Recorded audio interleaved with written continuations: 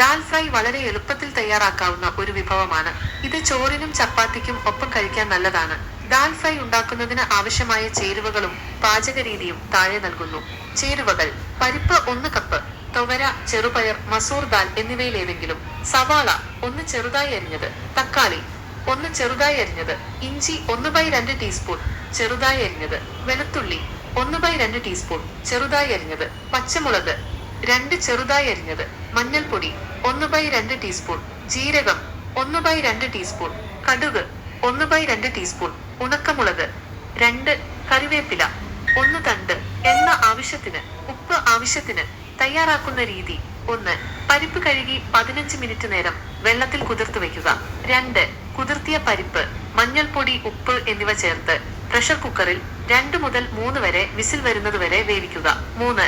ഒരു പാനിൽ എണ്ണ ചൂടാക്കി കടുക്, ജീരകം, ഉണക്കമുളക്, കറിവേപ്പില എന്നിവ ഇടുക. 4. ശേഷം സവാള, ഇഞ്ചി, വെളുത്തുള്ളി, പച്ചമുളക് എന്നിവ ചേർത്ത് വഴറ്റുക. 5. തക്കാളി ചേർത്ത് നന്നായി ഇളക്കുക. 6. വേവിച്ച പരിപ്പ് ചേർത്ത് ആവശ്യത്തിന് ഉപ്പും ചേർത്ത് ഇളക്കുക. 7. 5 മിനിറ്റ് നേരം ചെറുതീയിൽ വേവിക്കുക. ദാൽ ഫ്രൈ തയ്യാർ.